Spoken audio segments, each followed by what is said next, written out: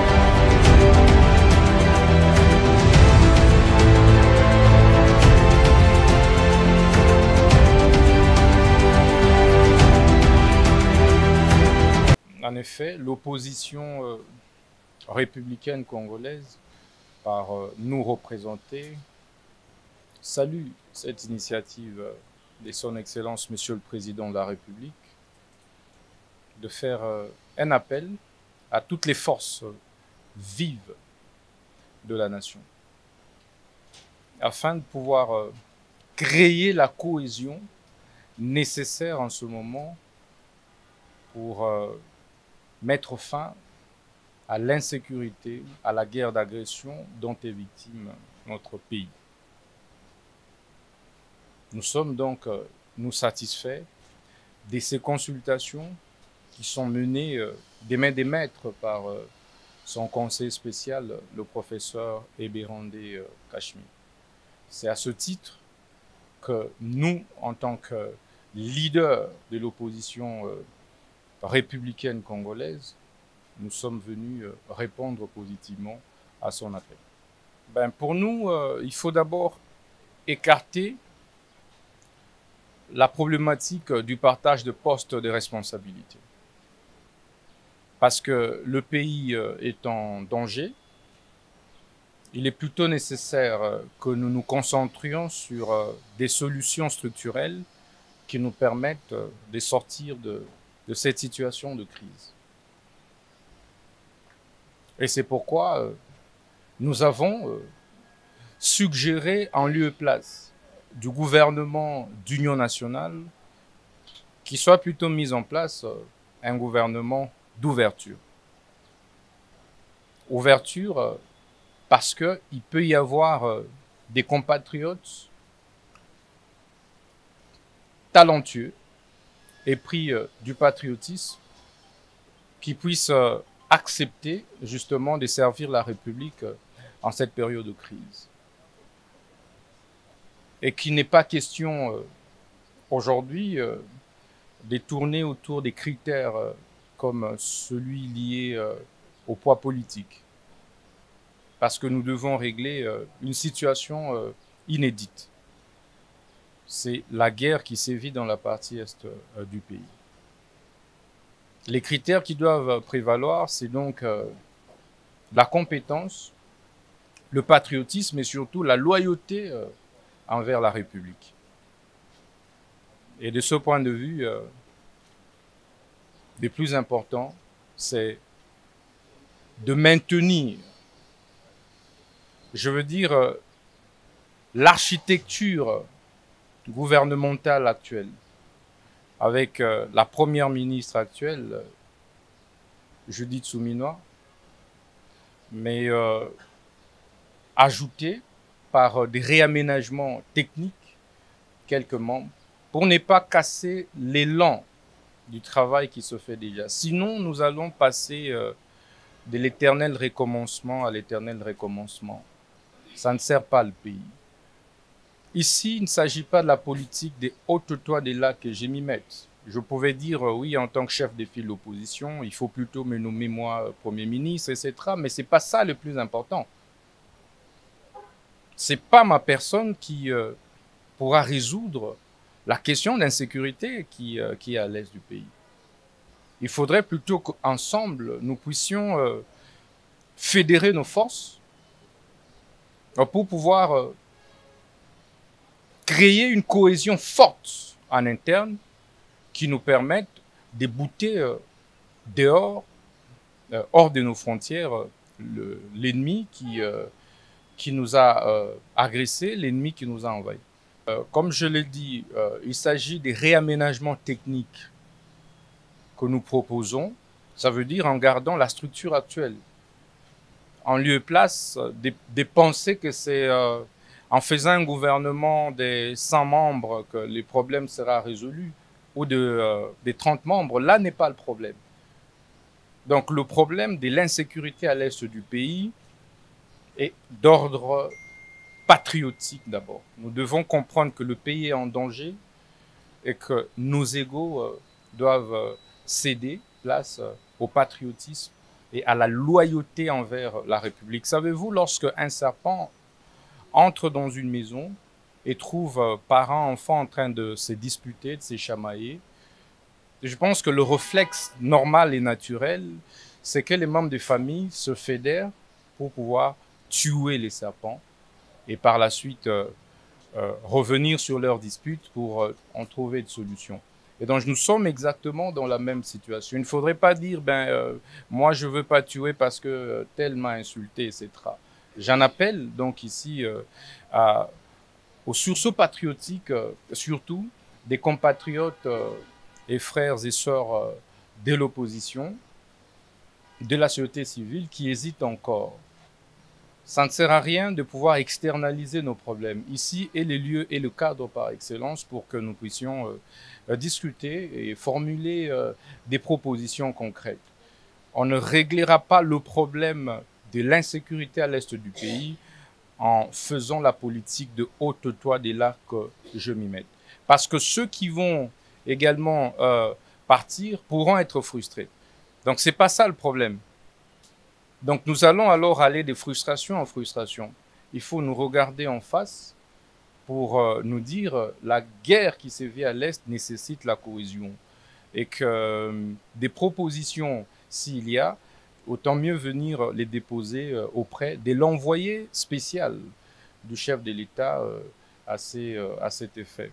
Et c'est pourquoi j'insiste, je réitère mon appel à toutes les forces vives politiques et sociales de la nation, nos frères et sœurs de l'opposition politique, de pouvoir vraiment privilégier l'intérêt supérieur de la nation.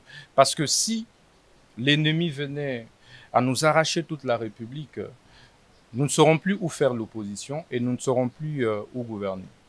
D'abord, le problème, ce n'est pas un problème interne entre Congolais. Ici, il s'agit de l'agression rwandaise. C'est un pays étranger qui a décidé d'agresser notre pays. Et il ne faudrait pas que nous donnions l'impression au monde qu'il ne s'agit pas d'une agression étrangère, mais plutôt d'un problème intercongolais. Ici, ce sont des militaires rwandais qui ont franchi les frontières congolaises et se sont retrouvés sur les territoires congolais, en l'occurrence à Goma, à Bukavu, à Rutshuru. Et que de ce point de vue, il est nécessaire que nous puissions tous parler le même langage, de quelque bord que nous puissions être. Parce que le président Tshisekedi va passer. Par ailleurs, il n'a jamais violé de constitution.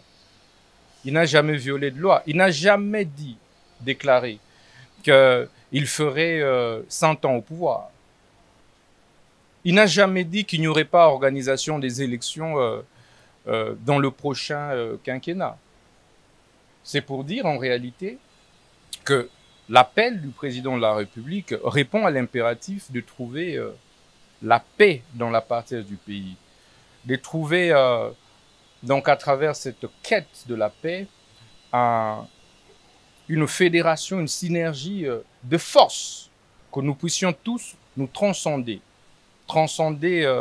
nos clivages partisans à l'issue des élections de 2023 pour que nous abordions la problématique de l'insécurité dans la partie du pays avec courage.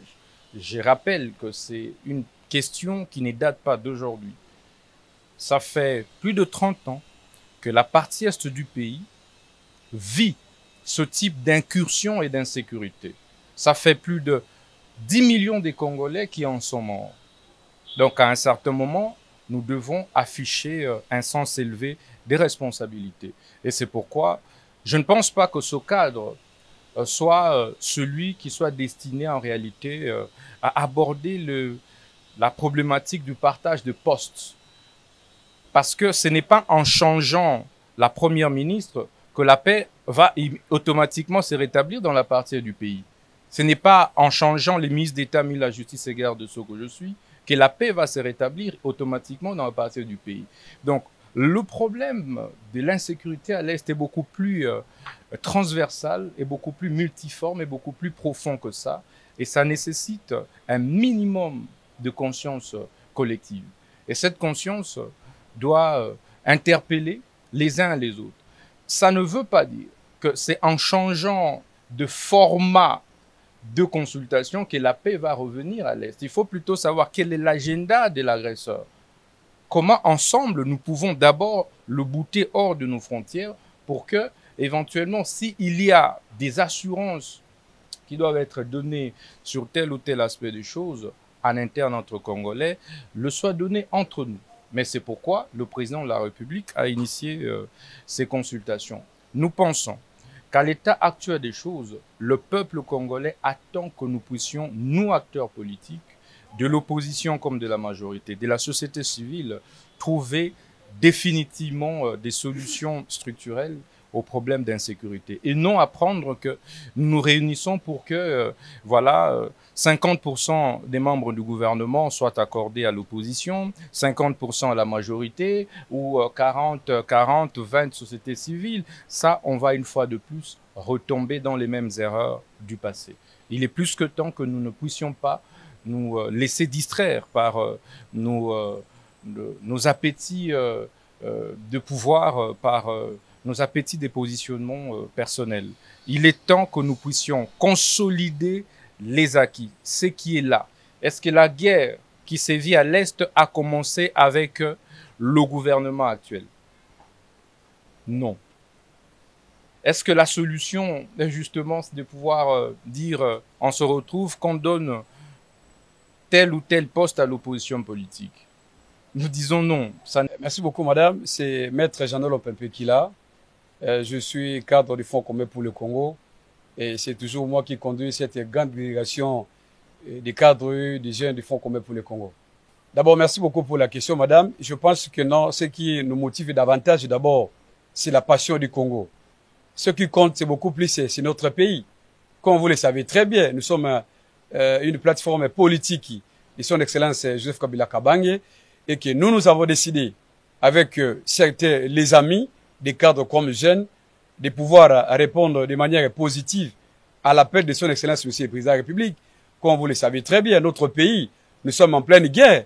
Et lorsqu'il y a une guerre dans un pays comme le nôtre, je pense que non, toute formation politique est censée de pouvoir répondre à cet appel-là. C'est la raison pour laquelle nous avons décidé, avec toute liberté, de répondre à l'appel du Président de la République via son conseiller spécial, à qui nous venons de changer tout à l'heure là, et que pour nous c'était un honneur voir le Président de la République qui a tendu la main à l'opposition.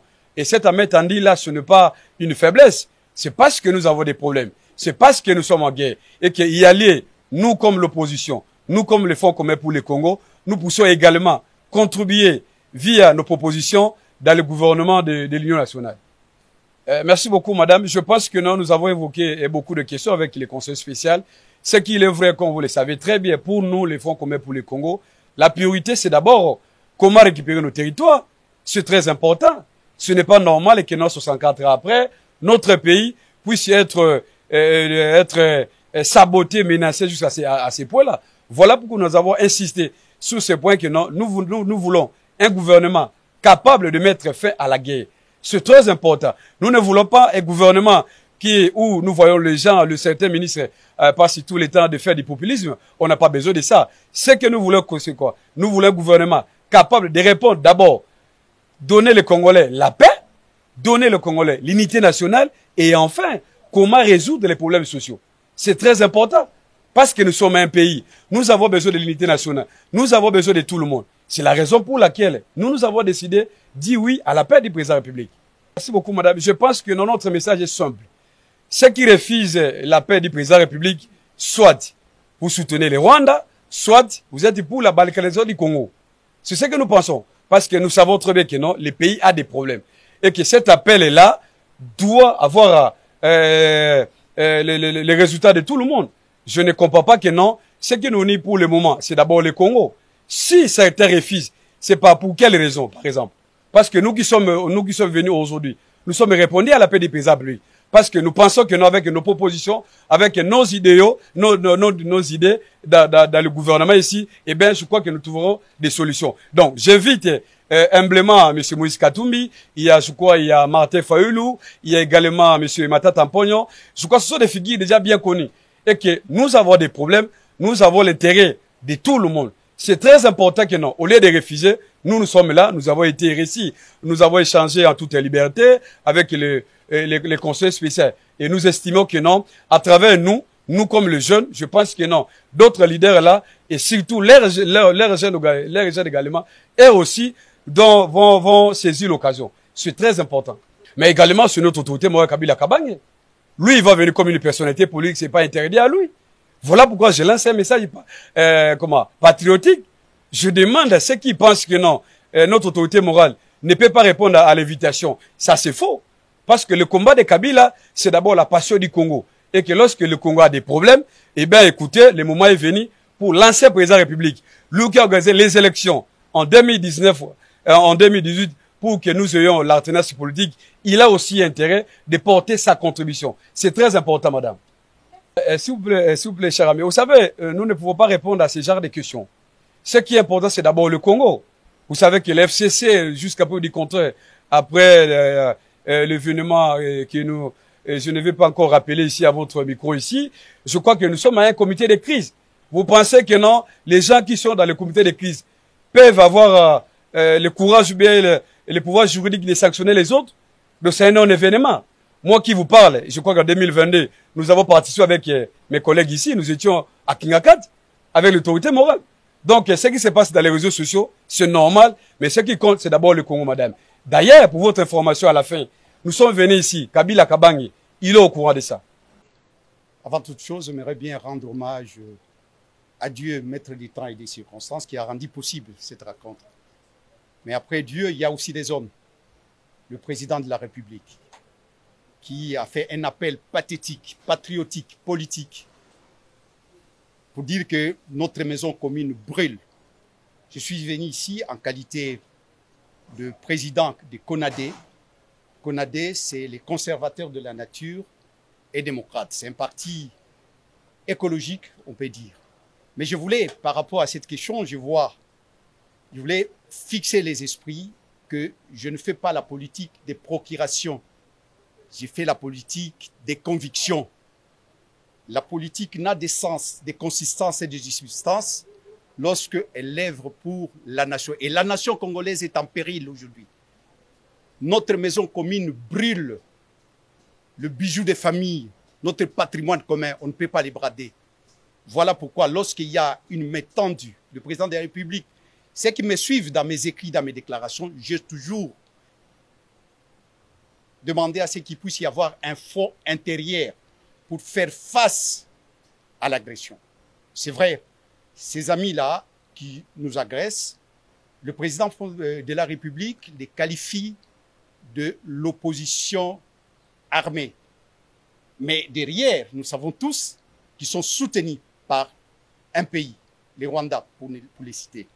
Voilà pourquoi nous sommes venus répondre à l'appel du chef de l'État pour éteindre le feu, parce que notre maison commune brûle. Et lorsque la maison brûle, et les fils et filles du pays s'engagent, c'est l'unité, mais l'unité dans la diversité. Je ne dis pas aujourd'hui que je deviens membre de l'Union sacrée. Non, je suis de l'opposition, une opposition républicaine et démocratique. Ce n'est pas difficile de comprendre ça. Pour ceux qui me connaissent, je suis le cofondateur authentique et historique de l'IDPS. J'ai adhéré dans l'IDPS à 83. Ça peut étonner beaucoup. Je suis un vieux de la vieille. Donc, il y a quand même des fibres avec le président de la République. Je suis de cette famille-là. Aujourd'hui, c'est l'IDPS qui est au pouvoir. Je ne peux pas rester insensible. Il y a ne serait-ce que pour ces raisons-là, je suis venu pour répondre à l'appel d'un frère, d'un président de la République, mais c'est aussi un frère que nous avons cheminé ensemble. J'ai été arrêté plusieurs fois par le régime de Kabila, qui a précédé celui-ci. Pourquoi? Parce que nous voulions la démocratie. Déjà, lorsque j'adhère dans l'UDPS, j'ai quel âge? 18 ans. C'est pour quel intérêt? C'est pour les combats de la démocratie, de l'intégrité territoriale. Donc, c'est simple pour moi. Et je dis bien que je ne fais pas la politique de procuration. Je suis venu ici comme président du CONADE et je m'assume comme tel. Je ne suis pas leur directeur de conscience. Et non plus, ils ne sont pas mes directeurs de conscience. Chacun se détermine par rapport à l'intérêt. La politique, c'est un jeu d'intérêt. Peut-être ils ont l'intérêt ailleurs, je ne sais pas. Je ne vais pas parler d'eux parce que vous les connaissez bien, vous pouvez aller. Mais moi, je trouve que ça aurait été mieux. Ça aurait été mieux qu'ils soient là parce que c'est une occasion. Mais je ne peux pas tout déballer ici. J'ai un mémo. J'ai dit beaucoup de choses. Par exemple, j'ai dit que nous devons, par exemple, nous de l'opposition, prendre un engagement. Dire que, écoute, le mandat du président doit couler. On doit respecter ces mandats. Il a été élu parce que vous savez bien ce qui s'est dit. Oh, il faut interrompre. Non. Sinon, on crée un désordre. Et au même moment, moi, en tout cas, je ne suis pas pour qu'on change la Constitution. On peut prendre cet engagement-là, ça va détendre parce qu'il s'agit de la cohésion nationale. Je l'ai dit. Est-ce qu'on m'a arrêté pour cela? Je l'ai dit. Donc, je crois que c'était une occasion, une tribune où les gens pouvaient venir dire ce qu'ils pensent. Parce qu'on on disait, oh, Félix, il doit ouvrir. Le président de la République doit ouvrir. On disait ça. Mais maintenant qu'il ouvre, on dit, non, bon, je sais, c'est pour ça que je ne vais pas juger. Je ne suis pas leur directeur de conscience. Ils se déterminent par rapport à leur conscience. Et moi, je fais par rapport à ma conscience, par rapport aux intérêts. Et je l'ai dit, et je redis encore, la politique n'a de sens et de substance lorsqu'on œuvre pour l'intérêt général. Ici, l'intérêt de la nation est en jeu. Et là, les patriotes doivent se mettre ensemble. Voilà. Congo Avenir.